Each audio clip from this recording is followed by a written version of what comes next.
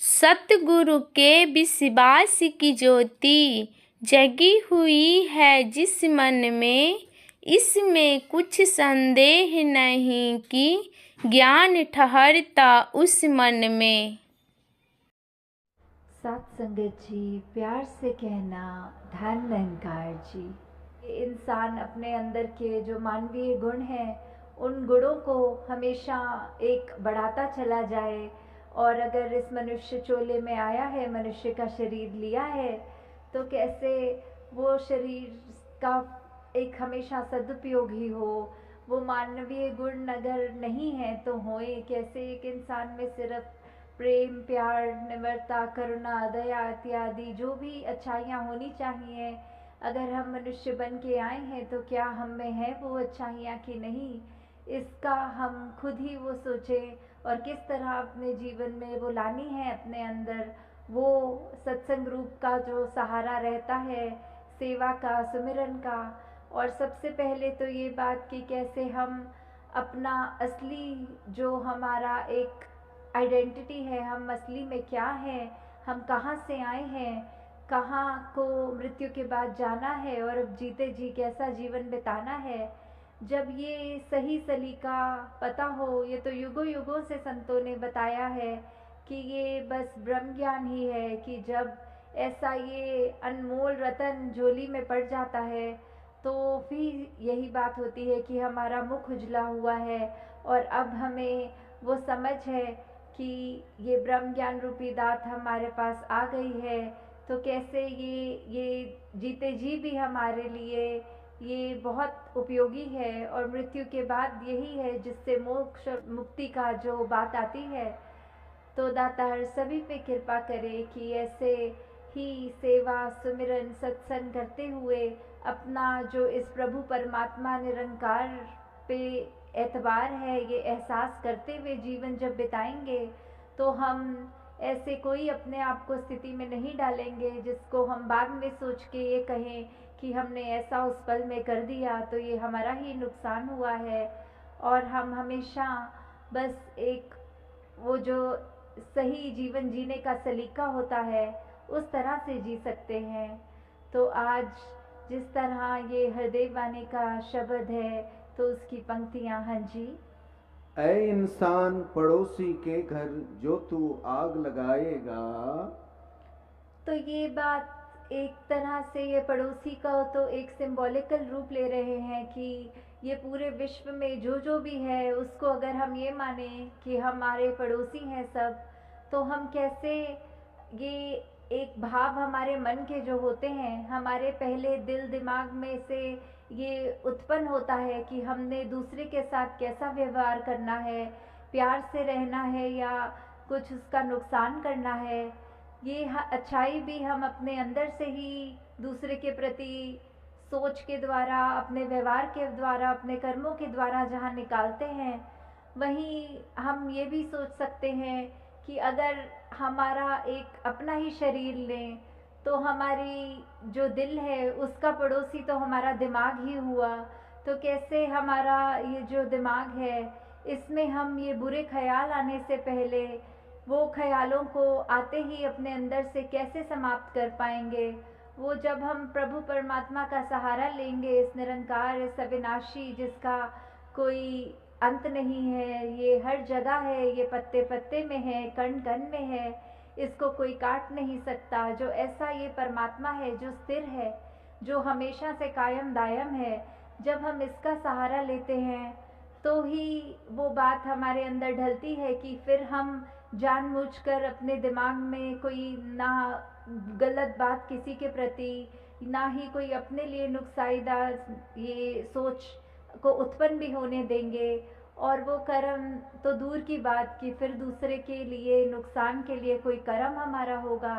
जैसे इस बात में ये आ रहा है कि कैसे हम अगर कोशिश करेंगे कि अपने पड़ोसी को का घर जला दें तो फिर वो बात कि हमने पहले वो सोच अपने अंदर आई, अगर कोई जलता हुआ कोयला है कि हमारा दिल कर रहा है हम उसको अपने हाथ से उठा के किसी दूसरे की तरफ मारें ताकि वो जल जाए, तो जैसे ही हम उस गर्म कोयले को पकड़ेंगे तो पहला नुकसान हमारे हाथ का, उसने ही जलना है, दूसरे के ऊपर तो वो कोयला बाद में गिरेगा।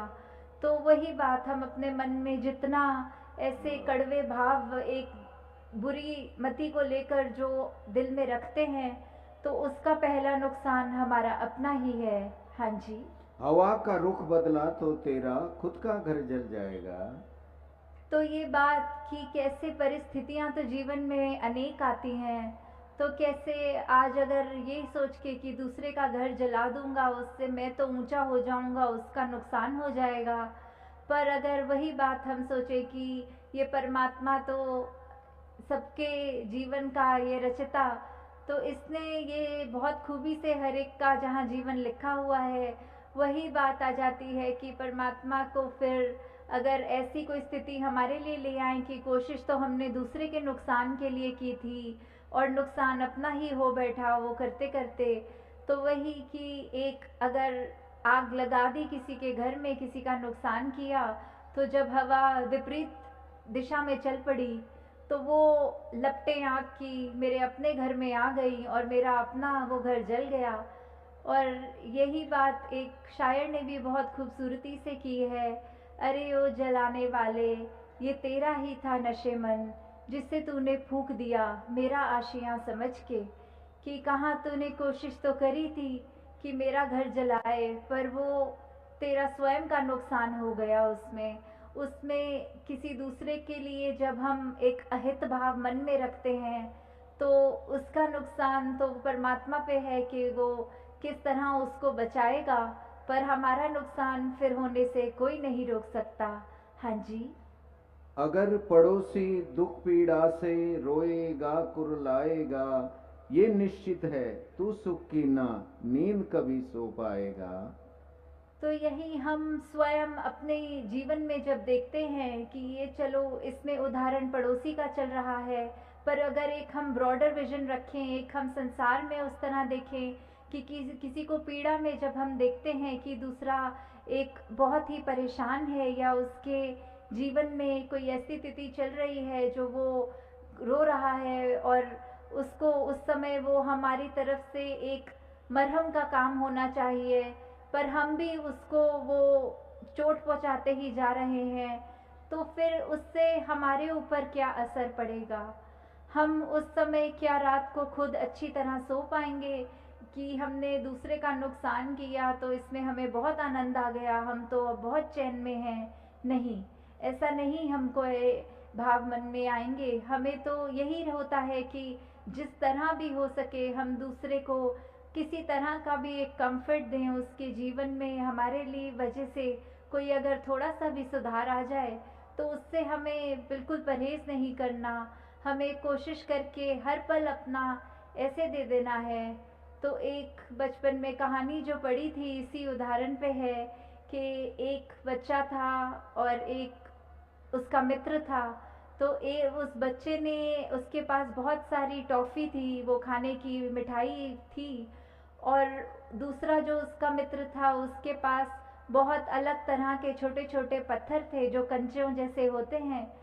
तो उन दोनों ने एक दिन ये कहा कि ऐसा करते हैं, तुम मेरे सारे वो कंचे रख लो, मैं तुम्हारी सारी मिठाइयाँ ले लूँगा, क्योंकि बहुत दिन से हम अपने अपनी ये चीज़ों के साथ ही अपने पास ही हैं, तो इससे मेरा ये मिठाई तुम्हें भी टेस्ट आ जाएगा और तुम इतने मज़े से जो कंचे खेलते हो वो थोड़ा आनंद मैं भी ले लूँ। तो ये जब ऐसा करते हैं, तो जिस दोस्त के पास वो मिठाई होती है वो अपनी सारी की सारी मिठाई उसको दे देता है, पर दूसरा मित्र, उसके मन में ये भाव आ जाता है कि मैं अपना सबसे सुंदर जो कंचा है वो छुपा लूँ जेब में और बाकी इसको दे दूँ।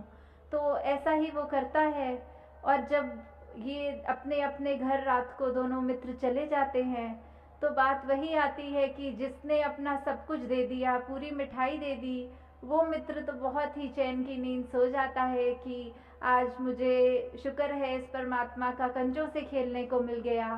पर जिसके मन में खोट होता है, जिसने वो एक कंचा छुपा कर रखा था, वो बिल्कुल रात को अच्छी तरह नहीं सो पाता। उसके मन में ये ख्याल आता है कि मैंने तो चलो चालाकी की, कोई बात नहीं, पर कहीं ऐसा तो नहीं है मेरे मित्र ने जो उसकी सबसे अच्छी टेस्टी जो मिठाई थी वो मुझसे छुपा ली हो।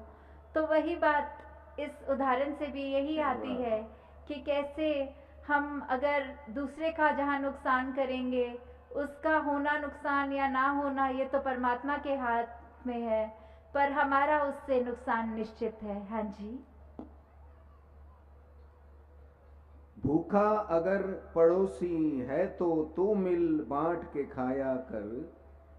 तो कैसे हमारे इसमें व्यवहार के अंदर जहाँ अच्छाइयाँ हमें प्रतिदिन और डालनी चाहिए, वहीं दूसरों के हित के लिए कि अगर हमें कोई दिख रहा है कि किसी की स्थिति उस रूप में है कि अगर किसी को किसी चीज़ की आवश्यकता है और वो चीज़ अगर हमारे जीवन में है, चाहे वो कोई वस्तु के रूप में हो या कभी कभी किसी को सिर्फ एक इमोशनली एक मन से सिर्फ एक चाहिए होती है, वो सांत्वना कह लें या जो भी, कि हम अपने मन के रूप में उसको एक तरह से एक राहत दे सकें, चाहे कोई भी रूप हो जीवन में।